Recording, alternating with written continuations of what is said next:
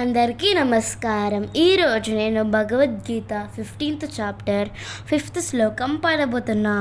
నిర్మాణమోహాజిత సంగదోష అధ్యాత్మా నిత్య నివర్తతమా ద్వంద్వైర్విముక్త సుఖ దుఃఖ సంయార్ గచ్చంతి మూఢా పదమవ్యతతా.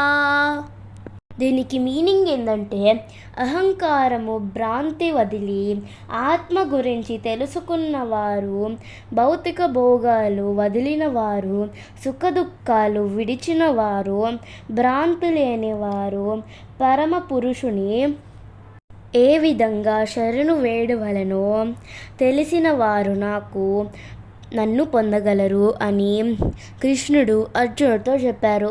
హరే కృష్ణ కృష్ణ కృష్ణ హరే హరే, హరే రామ రామ రామ హరే హరే. Thank you.